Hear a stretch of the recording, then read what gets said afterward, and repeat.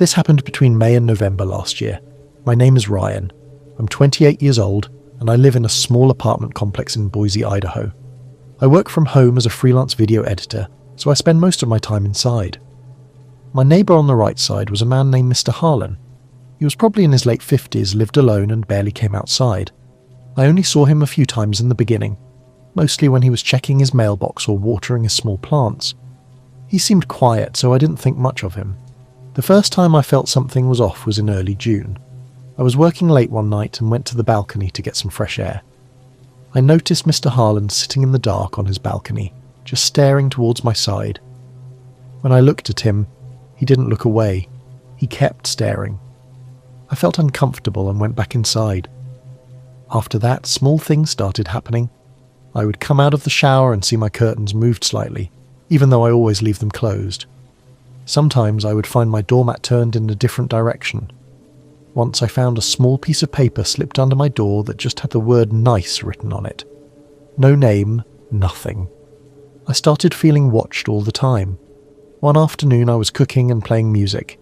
When I looked out the kitchen window, Mr. Harlan was standing on his balcony again, staring directly at me. He didn't even pretend to do anything. He was just watching. I closed the curtains immediately. A few days later, I ordered some new clothes online. The package came while I was out. When I returned, the package was opened, not torn, carefully opened with scissors and then taped back. Inside, everything was folded neatly, but one t-shirt was missing. That night I couldn't sleep. I started noticing more things. My trash bag would be tied differently than how I tie it. My Wi-Fi name would randomly change for a few minutes, and then go back. Once at 3 a.m, I heard very faint clicking sounds, like someone was taking photos with a camera. I installed a small camera outside my door after that.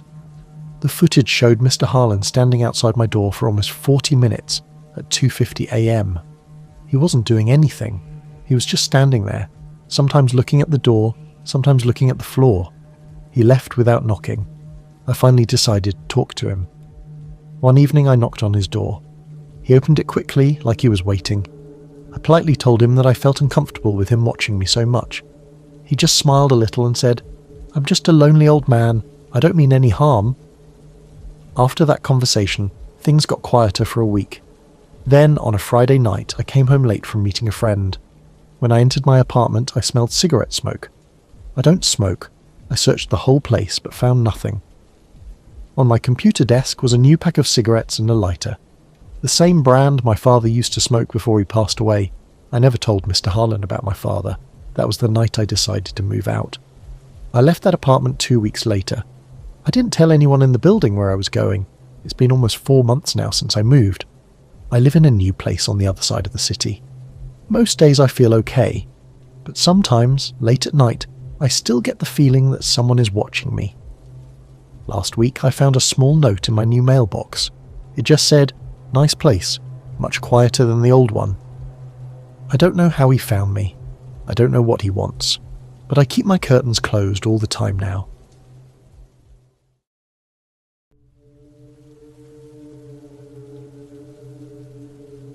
This happened last year, from April to September. My name is Kevin. I'm 29 and I live in a small 2-story apartment building in Tacoma, Washington. I work as a remote customer support agent, so I'm home most of the day. The neighbour directly across from me was an older man named Richard. He was probably around 60, quiet guy, kept to himself. I only saw him occasionally when he was taking out the trash or checking his mail. We would just nod at each other, nothing more. It started in a very small way. One afternoon I was on a call with my friend and mentioned that I was craving pepperoni pizza. About 40 minutes later there was a knock on my door. I opened it and found a pizza box sitting on the floor. No note, no receipt, nothing. Just a fresh pepperoni pizza. I hadn't ordered anything. I thought maybe it was delivered to the wrong door, so I ate it anyway. A few days later I told my mum on the phone that my back was hurting from sitting too long. The next morning I found a new heating pad outside my door. Again, no note. That's when I started feeling a little strange. I began noticing that Richard seemed to know my schedule. If I left for the gym at 7 a.m, he would be outside smoking at exactly that time. If I came back late from grocery shopping, he would be standing near the stairs like he was waiting for something. He never said much, just a small evening or a nod. One weekend I was rearranging my furniture. I moved my couch to the other side of the living room. The next day when I came back from a walk, my curtains were slightly open. I always keep them closed during the day. From that gap you could clearly see where I had moved the couch. I started feeling watched. Things kept getting more personal. I once mentioned to my co-worker during a meeting that I missed my grandmother's homemade chocolate chip cookies. 2 days later, a small box of chocolate chip cookies was left at my door. They tasted exactly like the ones my grandma used to make. I never told Richard anything about my life. We had never even had a proper conversation. One night around 1 a.m, I was having trouble sleeping. I went to the balcony to get some air. Richard was already sitting on his balcony in the dark, facing my direction. He wasn't smoking, he wasn't doing anything. He was just sitting there looking towards my apartment. When I looked at him, he slowly raised his hand and waved. I went back inside without waving back. After that night, I started closing all my curtains and being extra careful. A week before I moved out, I found something that really scared me. I'd thrown away an old notebook in the trash the previous day. The next morning, that same notebook was sitting neatly on my doormat. Every page where I had written my random thoughts and frustrations was carefully bookmarked. I moved out the following weekend. I didn't tell anyone in the building. I just left quietly. It's been 4 months since I moved to a new place. I still live alone. I still work from home. Most days everything feels normal, but sometimes when I'm cooking or watching TV, I get this feeling that someone is paying attention to everything I do. I don't know if it's just in my head or not. I never saw Richard again, but every once in a while, I still check my curtains twice before going to bed.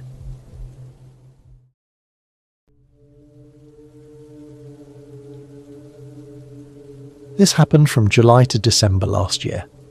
My name is Daniel. I'm 27 and I live in a quiet apartment complex in Eugene, Oregon. I work as a data analyst, so I mostly work from home. My building has only 8 units, and it's usually very peaceful. The neighbour living directly below me was a man in his mid-40s named Victor. He was tall, always well-dressed, and had a very calm way of speaking. Whenever we crossed paths in the hallway or parking lot, he would smile and say hello. At first I thought he was just a friendly guy, but after a few weeks I noticed something strange. Every single time I left my apartment, Victor seemed to already be outside. If I went to take out the trash at 8 p.m, he would be there. If I left for a morning run at 6:30, he would be standing near the stairs drinking coffee. He always smiled the same way, a little too wide, like he had been waiting for me. I started changing my schedule to test it. Some days I left at 7 a.m, sometimes at 9 a.m. It didn't matter. He was almost always there, smiling. One evening I was cooking dinner and accidentally dropped a plate. It made a loud noise. Within 2 minutes I heard a soft knock on my door. I opened it and Victor was standing there holding a dustpan and brush. He smiled and said, "I thought you might need this." I hadn't told him anything. I didn't even know he was home. That night I started feeling uneasy. Slowly other things began happening. I would come home and find my welcome mat slightly moved. Sometimes my newspaper was already taken out of the mailbox and placed neatly at my door. Once I found a small bottle of my favourite energy drink outside my door. I had never told anyone which brand I liked. I tried to ignore it for a while. One Saturday afternoon, I was sitting on my balcony reading a book. I looked down and saw Victor standing in the garden below looking straight up at me. He didn't wave, he didn't move, he just stood there smiling. I went inside and closed the sliding door. After that, I started keeping my curtains closed most of the time. In November, things took a darker turn. I came back from grocery shopping one evening and found my apartment door unlocked. I clearly remembered locking it. Inside, everything looked normal, but my laptop was open. I always shut it down before leaving. When I checked the browser history, someone had searched for my full name, my workplace, and even my mother's Facebook profile. I was scared now. I finally confronted Victor one evening. I knocked on his door and told him directly that I felt uncomfortable with how often he appeared wherever I was. He just looked at me for a long moment, gave the same calm smile and said softly, "I'm just being a good neighbour, Daniel. That's all." The way he said my name made my skin crawl. I started looking for a new place after that. 2 weeks before I moved, I was leaving for work in the morning. Victor was standing near my car. He smiled and said, "I heard you're moving soon. I'll miss seeing you around." I had told absolutely no one in the building that I was planning to move. I moved out on a rainy December morning. I didn't say goodbye to anyone. It's been 3 months now since I shifted to a new apartment on the other side of the city. I still work from home. I still go for walks sometimes. Most days I feel okay, but every now and then, when I'm coming back from the store or taking out the trash, I get this strange feeling that someone is watching me.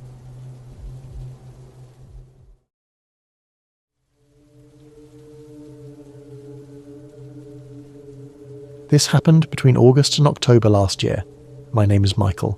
I'm 31 years old, and I live in a quiet residential area in Portland, Oregon. I work as a graphic designer from home. My apartment is on the ground floor of a small building that has only 4 units. The neighbour living right next to me was a man named Mr. Ellis. He was around 55 to 60 years old, kept to himself, and rarely spoke to anyone. He lived alone. I would see him sometimes in the evening taking out his trash or watering the plants near his door. He always gave a small nod, but never really smiled. For the first few months, I didn't think much of him, but slowly I started noticing strange things. His curtains were always closed, even during the day. He barely got any visitors. But late at night I could sometimes hear faint sounds coming from his apartment, like metal scraping or heavy things being dragged on the floor. It usually happened between 2 a.m. and 4 a.m. I told myself it was probably just him moving furniture or working on some project, but the feeling kept growing. Something about his apartment felt off. One evening in mid-September, I saw Mr. Ellis leaving his apartment with a suitcase. He looked like he was going somewhere for a few days. He locked his door carefully and drove away in his old grey car. I watched from my window until his car disappeared down the street. That's when a strange thought came into my mind. I waited almost 2 hours. When it was fully dark, I went to his door. I don't know why I did it. Maybe curiosity got the better of me. I had seen him hide a spare key under a loose brick near his door many times. I checked. The key was still there. My heart was beating fast, but I opened his door and stepped inside. The apartment smelled strange, like old paper mixed with something metallic. Everything was very neat and organised. The living room had old furniture and lots of bookshelves. I walked around carefully, not touching anything. I went into the kitchen. Nothing unusual. Then I checked the bedroom. The bed was perfectly made. On the nightstand was a photo of a woman and a young boy. I assumed it was his family. I was about to leave when I noticed a small door in the hallway that looked like it led to a basement. Most apartments in our building don't have basements. I tried the handle. It was unlocked. I switched on my phone's flashlight and went down the narrow stairs. The basement was much bigger than I expected. The air was cold and damp. There were shelves along the walls filled with glass jars. I moved closer and pointed my light at them. Inside the jars were eyes. Dozens and dozens of glass jars containing human eyes floating in liquid. Some looked fresh, others older, all neatly labelled with dates. I felt like I couldn't breathe. My legs started shaking. I turned to run back upstairs when my flashlight fell on something in the corner. There was a metal table with straps. Next to it were tools, scalpels, saws, and other things I didn't recognise. On the wall were photos, hundreds of photos. All of them were of me, taken from outside my window, some while I was sleeping, some while I was working, some while I was eating. Dates written below each photo going back almost 8 months. I ran out of the basement, through his apartment, and back into my own place. I locked the door and sat on the floor for almost an hour trying to calm down. Mr. Ellis returned 3 days later. He acted completely normal. He even nodded at me when we crossed paths. I moved out within 2 weeks. I didn't tell the police because I was too scared. I didn't tell my family either. I just left. It's been 4 months now. I live in a new city. I still check my windows and doors multiple times before sleeping. I don't know if Mr. Ellis is still living there or not, but I know one thing for sure. I will never go into anyone else's house again.